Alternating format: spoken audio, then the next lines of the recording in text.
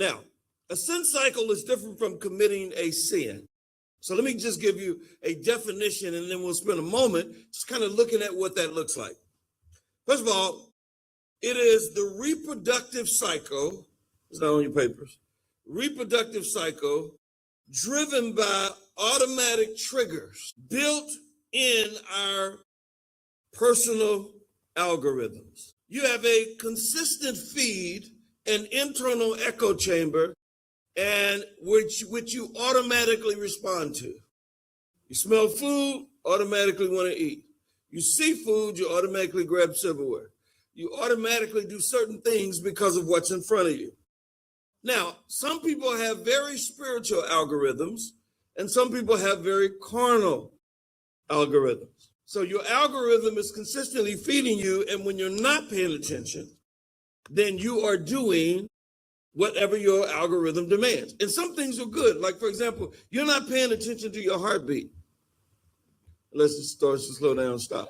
But the algorithm just keeps going. It just keeps going. And once it's figured the algorithm, it feeds itself and it knows what to do because it's done it before. And so it's an algorithm. What you watch on TV contributes to your algorithm. What you talk about, all those things contribute to your algorithm, and it creates these triggers that go round and round, and you're not paying attention to the outcome as much as you are responding to the trigger. All right. So if you trip and almost fall, you usually scream. Some people say a bad word. Whatever your algorithm is, that's what's going to come out of your mouth. So let me show you what the sin cycle sort of looks like.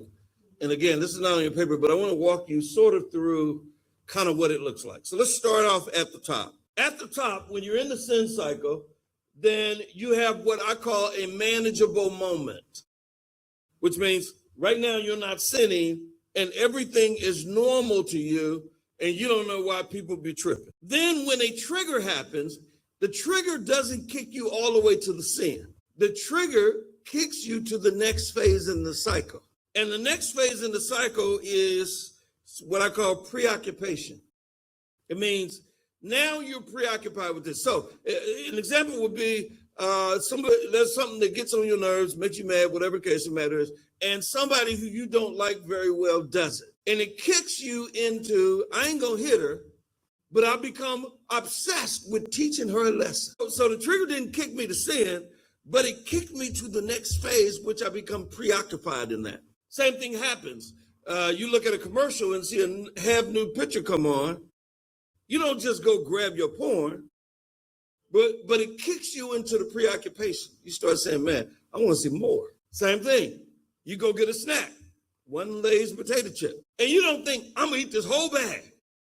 But it kicked you so that you become preoccupied with the chips, and next thing you know, the whole bag is gone. So it could be a person, it could be a place, it could be a situation. All those things trigger us. It could be a situation where you were sort of dominated by your dad when you was little.